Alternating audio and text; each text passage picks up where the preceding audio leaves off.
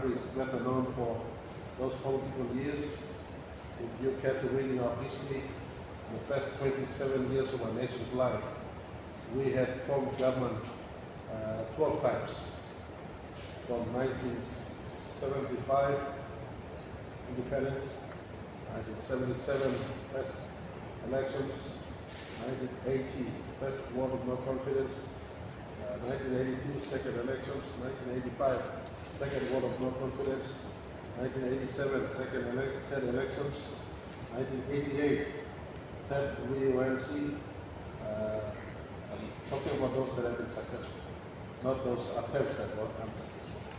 1992 elections, 1995, government changed to snapped resignation re-election by bias, which in case those who do not know history, I'm just putting so you can play it out for our people to understand what has transpired. In the first 27 years of our nation's life, from 1975 to 2002, we had changed governments mid-term in between, every term up to 2002. And interestingly, the economy was the smallest. There was only 12 billion growth in the economy in the 27-year period. So politics has an associated cost to the economy, cost to development.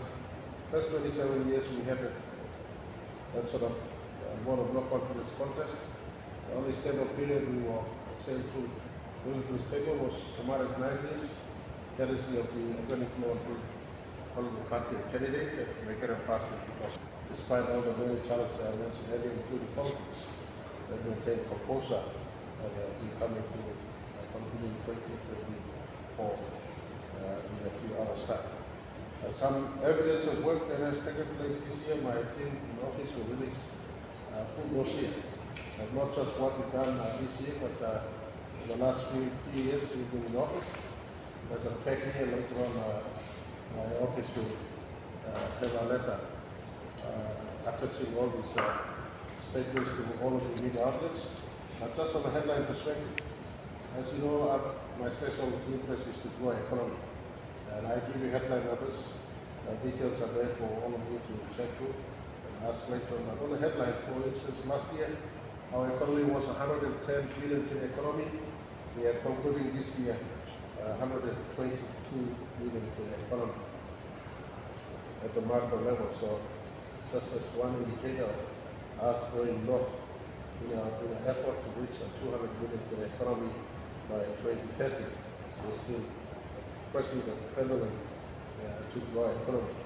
And evidence of that growth, and I want to pay a special mention, this year will be fourth successive year in us posting above 4% growth in the non-mining and petroleum sector, the agriculture sector, and the other service sectors. The fisheries forestry sector continues to see growth in the entire 49 years we've been independent. This is the first 4 years in a row we've posted about 4% growth in the non-resource sector of the economy, non-mining and petroleum sector of the economy, and Kuliawa and Gubani and Chimbu province.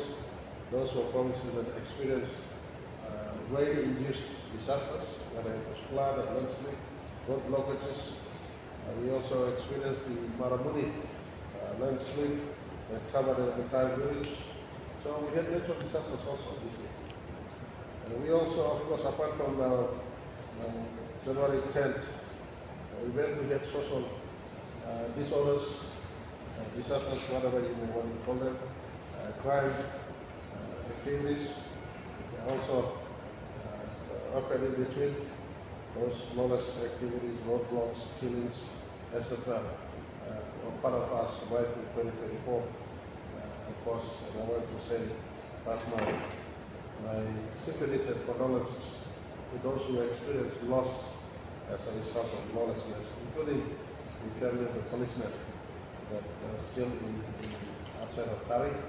As I speak today, the community led by Governor and the Tari Town Mayor and all the local communities, the district and provincial peace mediation people are working to bring the guy who actually pulled the trigger to police today, and I hope it is happening today, and I speak to people in Tari. You will not see my face in Tari until this guy is brought into the hands of police.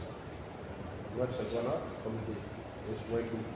I hope that later today we come to this body on top of the 3 others who are now in the hands of police.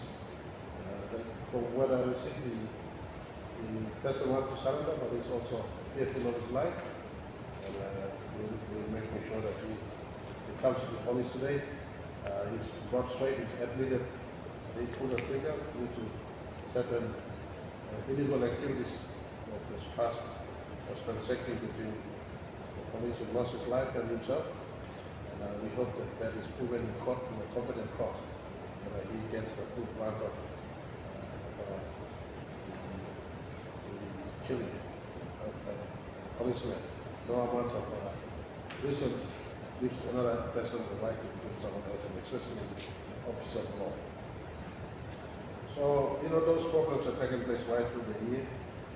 We also saw the plane that crashed in Moroway, in the mountains of Philistine ranges. I want to convey my sympathies to the relatives of the pilots and 4 passengers who lost their lives. The extraction of the bodies going on, the bad weather stopped our defense personnel and police from doing a successful extraction.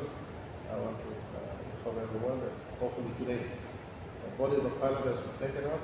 Hopefully today they're able to open up the crashed plane. Some indication of some vent areas opening up. As of last night, by the way, I was informed that the 4 bodies were separated and placed, and if the weather holds up today, then the 4 bodies will be uplifted into the lake.